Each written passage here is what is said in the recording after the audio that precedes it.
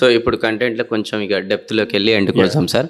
ఇప్పుడు ఫైనల్గా ఇప్పటి వరకు మీరు చాలా బ్రీఫ్గా ఎక్స్ప్లెయిన్ చేశారు. అండ్ దీనికి ఏం ఫుడ్ తీసుకుంటే బ్యాడ్ ఫామ్ అయ్యి కొలెస్ట్రాల్ అనేది ఫామ్ అయ్యి పైప్ బ్లాకేజ్ అవుతుంది అన్నారు. ఇంకా ఏ గుడ్ ఫుడ్ తీసుకుంటే ఇలాంటిది కాదని కూడా చెప్పాము. సో అనుకుందాం ఇప్పుడు ఫైనల్గా కొంతమంది అలాంటి పేషెంట్స్ ఉన్నారు, లోపట అనేది బ్లాకేజ్ అనేది అయిపోయింది బికాస్ ఆఫ్ నెగ్లిజెన్సీ వల్ల. సో ఇప్పుడు ఆ బ్లాకేజ్ అయిపోయిన తర్వాత చాలా మందికి ఎవరైతే ఇప్పుడు బ్లాకేజ్ కాబోతుందో, అంటే మీరు అన్నారు కదా సంఖ్య రిబేడ్ అయి పెరిగిపోతుంది because of bad life style వల్ల, బ్లాకేజ్ అయిపోయి ఏదైతే తీవ్రంగా బాధపడుతున్న వాళ్ళు ఈరోజు మీరు చాలా మంది పేషెంట్స్ని హ్యాండిల్ చేస్తున్నారు. అలా పెయిన్ మీరు చూస్తున్నారు. అండ్ అలా లైఫ్ స్టైల్ ఎంత ఘోరంగా బ్యాడ్ ఉండడం వల్ల అలా అంత అయిపోయింది. అండ్ అంత బ్లాకేజ్ అయిపోయిన తర్వాత ప్రతిరోజు ఆ నరకం ఎట్లుంటుందో మీరు చూస్తున్నారు సార్. ఆ నరకం ఒక ఎక్స్పీరియన్స్ అనేది ఇప్పుడు మనం చాలా మందికి ఇస్తాం. సో దట్ అట్లీస్ట్ ఆ నరకం ఎక్స్పీరియన్స్ చూసిన తర్వాత వీళ్ళ లోపల చేంజెస్ వస్తాయని. దానికి మనం ఏం చేద్దామంటే సార్, బైపాస్ సర్జరీ, దాని తర్వాత స్టెంట్స్ రిలేటెడ్ ఇస్తారు. ఈ రెండు కాకుండా కూడా ఇంకా కొన్ని ఆపరేషన్స్ ఉన్నాయి ఏదైతే మీరు సీరియస్ అయిన వాళ్ళకి డీల్ చేస్తారు. సో ఎట్లయితే ఈ బ్లాకేజ్ అనేది తీవ్రంగా అవుతుంటది కదా, దీనికి ఇక నెక్స్ట్ ప్రాసెస్ ఉంటాయి చూడండి సార్. ఆ ప్రాసెస్ గురించి చెప్పండి సో దట్ చాలా మందికి అర్థమవుతుంది. ఓకే, మనకి హార్ట్ అటాక్ వస్తే మేజర్ గా ఉండే ట్రీట్మెంట్స్, అక్యూట్ హార్ట్ అటాక్ లో అయితే ద బెస్ట్ ట్రీట్మెంట్ అంటే మనకు lot of studies has done is coronary stunting. అంటే ఇమీడియట్ గా ఈసీజీ తీయించుకున్నారు, హార్ట్ అటాక్ ఐడెంటిఫై అయ్యింది. హార్ట్ అటాక్ ఐడెంటిఫై అయిన తర్వాత ఇమీడియట్లీ ఎక్కడైతే యాంజియోగ్రామ్ ఫెసిలిటీ ఉంటుందో, యాంజియోగ్రామ్ ఫెసిలిటీ ఉన్న hospital like that is called cath lab facility అంటాం. హాస్పిటల్కి పోతే యాంజియోగ్రామ్ చేస్తారు. యాంజియోగ్రామ్ లో బ్లాక్స్ ఉంటాయి. యాంజియోగ్రామ్ అంటే నాకు టాపిక్ వచ్చింది, సారీ ఫర్ ద డిస్టర్బెన్స్. ఇప్పుడు మనం బేసిక్ నుంచే వెళ్తాం ఎందుకంటే ఎంత డీటెయిల్ చెప్తాను. ఇప్పుడు ఈ పార్ట్ ఒక పైప్ ఉంది, బ్లడ్ అనేది ఫ్లో అవుతుంది. సో ఇదంతా కూడా బ్లాక్ అనేది అయ్యింది. సో చాలా టెస్ట్ లో కొన్ని దాంట్లో మనకి ఈ సీరియస్ అయిన వాళ్ళకి మనకు తెలియదు. సో దెన్ యాంజియోగ్రామ్ అనేది చేస్తారు కదా sir. So what is angiogram? Angiogram అంటే మన బ్లడ్ వెజల్స్ లో బ్లాక్స్ ని ఐడెంటిఫై చేసే డయాగ్నోస్టిక్ టెస్ట్ ని యాంజియోగ్రామ్ అంటాం. యూజువల్ గా అది మనం ఏంటంటే ఒక చిన్న మన వ్రిస్ట్ లో నుంచి కానీ లేదంటే మన గ్రాయిన్ లో నుంచి కానీ చిన్న షీత్ అనేది పెడతాము. దాని ద్వారా మనం కెథటర్స్ అంటాం, చిన్న స్మాల్ ట్యూబ్స్ ఉంటాయి, లెంతీ ట్యూబ్స్. కెథటర్స్ని తీసుకొని పోయి మన అంటే మన ఆ బ్లడ్ వెజల్స్ ఎక్కడి నుంచి వస్తున్నాయో దాన్ని ఎంగేజ్ చేస్తాం. ఎంగేజ్ చేసి దాంట్లో డై ఇంజెక్ట్ చేస్తాం. డై ఇంజెక్ట్ చేసి మనం ఫ్లోరోస్కోపీ, ఎక్స్రే టైప్ లాంటి మిషన్లో ఫ్లోరోస్కోపీలో చూస్తాం. ఆ ఫ్లోరోస్కోపీలో మనకు తెలుస్తుంది అనమాట. సో దీంట్లో బ్లాక్స్ ఉన్నాయా లేదా అనేది దాంట్లో తెలుస్తుంది. సో అది కొరనరీ యాంజియోగ్రామ్ టెస్ట్ అంటాం. ఈ కొరనరీ యాంజియోగ్రామ్ టెస్ట్ అనేది ఏ స్టేజ్లో ఉన్నప్పుడు చేస్తారు sir? Acute heart attack compulsory. Then మనకి ఎవరికైతే ఛాతీ నొప్పి వస్తుంది, when we suspect blocks, treadmill test positive ఉండడం కానీ, రిస్క్ ఫ్యాక్టర్స్ ఉండి ఛాతీ నొప్పి ఉండడం, సో ఇలాంటి వాళ్ళలో ఎవరినైతే మేము వీళ్ళకి హార్ట్ అటాక్ రిలేటెడ్ సిమ్టమ్స్ ఇవి, సో వీళ్ళకి ఇది చెయ్యాలి, ఈ రిస్క్ ఫ్యాక్టర్స్ ఉన్నాయి, వీళ్ళలో ఉండే ఛాన్స్ ఎక్కువ ఉంటుంది, వీళ్ళ సిమ్టమ్స్ దీని రిలేటెడ్ ఉన్నాయని మనం ఐడెంటిఫై చేస్తాము. వాళ్ళల్లో కొరనరీ యాంజియోగ్రామ్ టెస్ట్ చేస్తాం. అక్యూట్ హార్ట్ అటాక్ లో కంపల్సరీ కొరనరీ యాంజియోగ్రామ్ టెస్ట్. వాళ్ళలో యాంజియోగ్రామ్ టెస్ట్ చేసి మనం బ్లాక్స్ అనేది ఐడెంటిఫై చేస్తాం. బ్లాక్స్ మెయిన్ గా ఐడెంటిఫై చేస్తారు, అందుకోసం యాంజియోగ్రామ్. ఓకే, దీని తర్వాత చెప్పండి. ఈ బ్లాక్స్ అనేది ఎప్పుడు సిగ్నిఫికెంట్ అంటే దీనికి ఎటువంటి ట్రీట్మెంట్స్ ఇస్తామంటే మోర్ దెన్ 70 to 80% మూసుకుపోయి ఉంటే కంపల్సరీ స్టంటింగ్ అనేది అవసరము. హార్ట్ కి బ్లడ్ పైప్స్ లో ఈ పైప్ ఇంత ఉంది, దిస్ ఈస్ 100% ఓపెన్ ఉంది. ఈ పైప్ ఇప్పుడు ఆల్మోస్ట్ 70 to 80% మూసుకుపోయింది. ఈ మూసుకుపోయినప్పుడు దీన్ని ఓపెన్ చేయాలంటే నేను స్టంట్ పెడితే ఇది మళ్ళీ నార్మల్ కి ఓపెన్ అవుతుంది.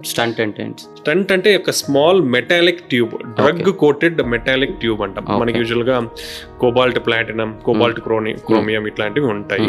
సో ఆ స్మాల్ మెటాలిక్ ట్యూబ్ కి డ్రగ్ పూత పూసేసి మనం ఉంటుంది. సో మూసుకుపోయిన దగ్గర దాన్ని తీసుకొని పోయి మనం ఎక్స్పాండ్ చేస్తాము. సో ఆ స్టంట్ మెటల్ ఫ్రేమ్ ఎక్స్పాండ్ చేయడం వల్ల మూసుకుపోయినది మళ్ళీ మూసుకుపోకుండా ఉంటుంది. ఆ డ్రగ్ మళ్ళీ ఆ బ్లాక్ ఏర్పడకుండా కాపాడుతుంది అనమాట. దీన్ని డ్రగ్ ఎల్యూటింగ్ స్టంట్స్ అంటాము. ఇది latest generation drug eluting stents. ఇది స్టేజ్ 1.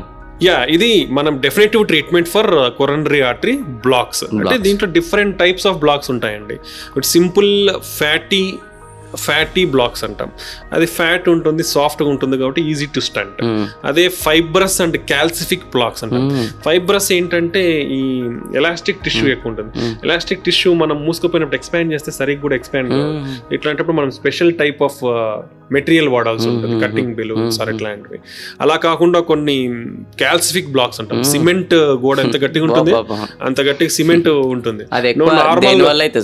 ఇది లేటర్ స్టేజ్, అంతే కొలెస్ట్రాల్ అక్యుములేట్ అయిపోయి అయిపోయి మనకి alcohol, అంతే ఈ రిస్క్ ఫ్యాక్టర్స్ ఎవరికైతే ఈ smoking, alcohol, sugar, BP, cholesterol ఉన్నాయో వాళ్ళ అక్యుములేట్ అయిపోయి లేటర్ స్టేజ్ లో ఇన్ఫ్లమేషన్ వచ్చేసి ఆ స్పెషల్ సెల్స్ వచ్చేసి కాల్షియం డిపాజిట్ అవుతుంది. డిపాజిట్ అయినప్పుడు ఆ కాల్షియం నీకు బ్రేక్ కాదు మా నార్మల్ దాంతో. You have to use special drilling type of machines ఉంటాయి. అండ్ ఈ రోటాబ్లేషన్, రొటేషనల్ ఎథరెక్టమీ కానీ ఆర్బిటల్ ఎథరెక్టమీ ఆర్ ఇంటర్వాస్కులర్ ఎథరెక్టమీ, ఆ కాల్షియం బ్రేక్ చేయడానికి we're having special equipment. So it's like అట్లాంటప్పుడు ఇట్స్ వెరీ డిఫికల్ట్. సో అవి చేసి దాన్ని బ్రేక్ చేసి మళ్ళీ ఎక్స్పాండ్ చేసి మళ్ళీ స్టెంట్ పెట్టాలి. So there are different types of techniques in doing that. It's not every based on the underlying problem. చాలా మంది ఏంటి స్టంట్ పెట్టేస్తారు, సింపుల్ గా అయిపోతుంది అనుకుంటారు. ఒక్కొక్క పేషెంట్ కి ఒక్కొక్క కండిషన్ కి వాళ్ళకున్న దీనికి బట్టి డిఫరెంట్ టెక్నాలజీస్, టెక్నిక్స్, ఎక్విప్మెంట్ అనేది యూజ్ చేయాల్సి ఉంటుంది. So it's not that much easy. అంటే ఎవ్రీ పేషెంట్ మేము చాలా ఈజీగా తీసుకోవాలి, సింపుల్ గా అయిపోతుందని. Everything will teach us a lot. Everything will deal carefully only because our motto is procedure success అవ్వాలి, పేషెంట్ హ్యాపీగా బయటికి రావాలి. That is our motive always. Every doctor's motive is patient has to come back happily. Whatever the best treatment we will give for the patient. Okay, అది. So ఇప్పుడు ఆ stent అన్నాం కదా sir, ఇంకా అది పర్మనెంట్? This is permanent. ఈ stent పెట్టిన తర్వాత ఏమవుతుందంటే మనకి న్యాచురల్ లేయర్ ఎండోథీలియం అంటాం. ఆ న్యాచురల్ ఎండోథీలియం మళ్ళీ స్టంట్ పైన ఏర్పడిపోతుంది. So this will again the vessel behave like normal blood vessel again. So ఈ నార్మల్ బ్లడ్ వెజల్ అయినప్పుడు మళ్ళీ నీకు రిస్క్ ఫ్యాక్టర్స్ అన్ని కంట్రోల్ లేదంటే మళ్ళీ again it will form a block. So that's why this is important. Even after treating నువ్వు smoking, alcohol నేను continue చేస్తాను, ఇష్టం వచ్చినట్లు తింటాను, నా షుగర్, బీపీ నేను కంట్రోల్లో పెట్టుకోనంటే ఆల్రెడీ నీకు స్టంట్ వేసి నార్మల్ చేసినాం చేయడం, దానిపైన మళ్ళీ నార్మల్ పొర వచ్చేసింది. నార్మల్ పొర ఎలా బిహేవ్ అవుతుంది, మళ్ళీ నార్మల్ వెజల్ లాగానే బిహేవ్ అవుతుంది. సో మళ్ళీ ప్రాబ్లమ్ స్టార్ట్ అయ్యే అవకాశం ఉంటుంది. కాబట్టి ఇవన్నీ మేము ఎంత ట్రీట్మెంట్ ఇచ్చినా we always insist on life style control and risk factor control. ఇవి చాలా ఇంపార్టెంట్. మేము ట్రీట్మెంట్ చేసినా కూడా చాలా మంది అడుగుతారు, చాలా మంది ఏ స్టంట్ వేసి ట్రీట్ చేసినారు కదా మన ఇష్టం వచ్చినట్లు ఉంటాం కదా అనుకునే వాళ్ళు కూడా ఉంటారు. వాళ్ళందరికి చెప్పేది ఏంటంటే ఇది ట్రీట్ చేసినా మీరు బీపీకి, షుగర్ని కంట్రోల్ పెట్టుకోవాల్సిన పద్ధతి కానీ స్ట్రిక్ట్గా పెట్టుకోవాలి, లైఫ్ స్టైల్ స్ట్రిక్ట్గా మెయింటైన్ చేయాలి, హెల్త్ అనేది వెయిట్ అనేది హెల్తీ వెయిట్ మెయింటైన్ చేయాలి, ఫిజికల్ యాక్టివిటీ చేయాలి. ఇవన్నీ ప్రతి ఒక్కరికి ఇంపార్టెంట్. రాని వాళ్ళకి, వచ్చిన వాళ్ళకి అందరికీ ఇంపార్టెంట్. చాలా మంది ఆ స్టంట్ వేయించుకుంటే అయిపోయింది. ఇంకోటి ఏంటంటే స్టంట్ వేయించుకున్న తర్వాత మెడికేషన్స్ అనేది ఉంటాయండి, లైఫ్ లాంగ్ వాడాలి. చాలా మంది ఏంటంటే స్టంట్ వేసినారు, మందులు కూడా అవసరం లేదనుకుంటారు. But you have to use lifelong. మీకు ఎందుకు వచ్చింది, you are more prone to blocks.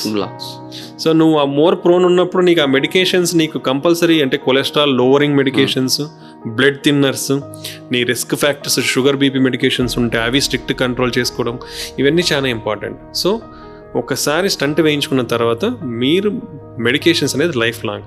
Maybe depends on your heart function బట్టి కొన్ని మెడికేషన్స్ ఇనిషియల్ పీరియడ్లో like up to 1 year maybe ఎక్కువ ఉండొచ్చు. But after 1 year me heart function అనేది improve అయితే అవసరం లేని మెడికేషన్స్ తగ్గించుకుంటూ అవసరం లేదు మాత్రమే ఇస్తూ కంపల్సరీగా వాడాల్సింది అయితే 1 cholesterol lowering drug, blood thinner. ఇవైతే even after 1 year you have to use lifelong. అది గుర్తుకు పెట్టుకోవాలి. చాలా మంది అది నెగ్లెక్ట్ చేస్తారు. చాలాసార్లు చెప్పినా కానీ ఇప్పుడు బాగుంది కదా అని మానేసే వాళ్ళు కూడా ఉన్నారు. మేము అలా చూసాము. అలా మానేసిన తర్వాత 1 year 2 years మళ్ళీ చెస్ట్ పెయిన్, నడిస్తే నొప్పి వస్తుందని వచ్చే వాళ్ళు కూడా ఉంటారు. కాబట్టి ఇది కంపల్సరీ గుర్తుపెట్టుకోవచ్చు.